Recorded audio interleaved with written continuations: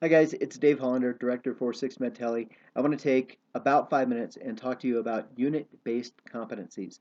This information is for both RNs and for CNAs, and at the end of this, you'll be determining a couple of unit-based competencies for Six Med Tele, so pay attention for that. When you look at unit-based competencies, as a new grad, I never really understood why we did them. That wasn't clear to me, but really there's a twofold purpose for unit-based competencies. One is to make sure that you're provided the education on specifics to do your job better.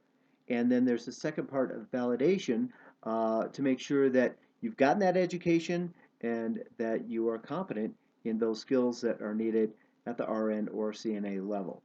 Um, there can either be HealthStream tests with that, or you might see the skills classes that we do where you come in and you may demonstrate things like time restraints, things like that. So a couple of different ways to validate those, and we like to make sure that those are done every spring.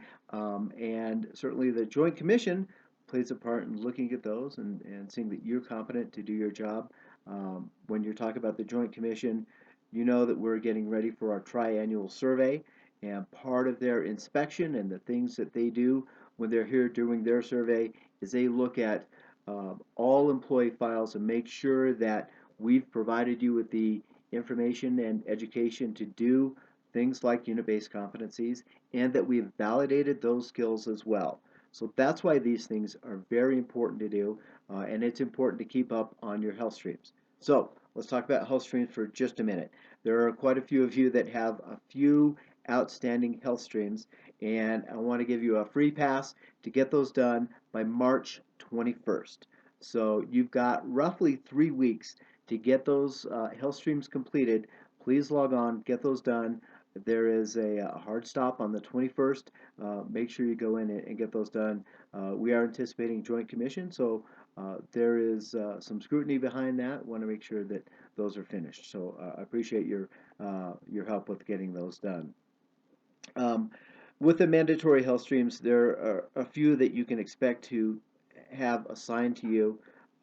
Most of you have already had experience with the Code of Conduct Refresher, which is a 2-hour health stream, and it's not a lot of fun to do, but everybody has to do it, myself included. So please make sure you log on and do that one. One of the other ones that we make sure get done is the fall risk patient education module. There's a lot of information there about what we do to make sure that our patients are safe when they're on the unit and in the hospital. So look for that one. And of course, the module on suicidal ideation and those patients that are at risk for suicide, making sure that RNs are doing their assessments and that both CNAs and RNs are doing their environmental checkoffs and that patients that are either high or moderate risk are identified appropriately, and those classifications and the safety measures are incorporated with them. That includes the room sweep and the environmental assessment, and then making sure that moderate risk patients are on camera and high risk patients have a safety attendant in the room and that they know what to look for. And of course, we've removed all the dangers from those rooms too. So I appreciate you going in and taking care of those health streams. Those are critically important every year. And of course, as the Joint Commission comes around, we want to make sure that those are done too. We've partnered this year with the Education Department to do things a little bit different with some of the competency modules. So there are some, of course, that are needed at the hospital level, and there are some that are more unit-based. When I sat down and I was talking to our educator, we were trying to determine which ones were important to the unit and which ones maybe not so important. But we really thought about who has the say for that and who really knows best, and it's you at the bedside. You know which competencies and which pieces of education you need, and so we want to incorporate your help with that and make sure that you've got a voice in saying what you want to do and what's important to improve your practice at the bedside.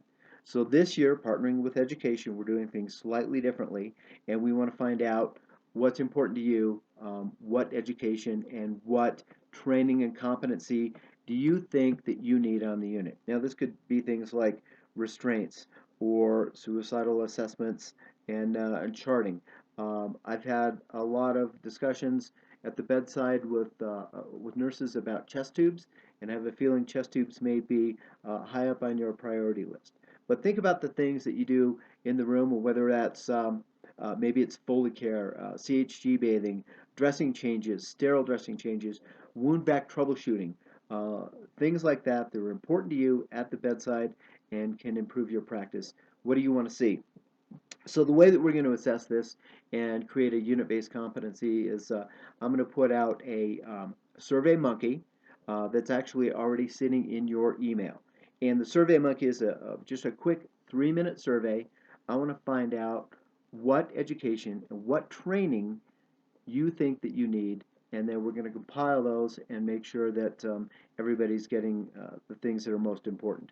We'll probably end up with 2 or 3 unit-based specific competencies, depending upon what you've said and um, what the group has said as a total. So please look at your email. There's just a simple link to click for a Survey Monkey, and go in and give me your idea of what unit-based competencies you would like to see. We will probably continue this kind of a format moving forward as we can narrow down things that are important to our unit specifically and the things that you want to see. So again, go on to your health streams, get those completed by the 21st. Go into your email and click on the Survey Monkey to make sure that you're giving me specific feedback on unit-based competencies, and you'll see those in your health streams or in our skills sessions in the first week of April as we begin those unit-based competencies. So those will have direct impact on our patients and your care at the bedside. If you have any questions, please let me know. Otherwise, go ahead and tackle those things, and looking forward to hear your comments and the information you give me back about what things that you feel are necessary on our unit. Thanks for your time. Have a good day. Thank you.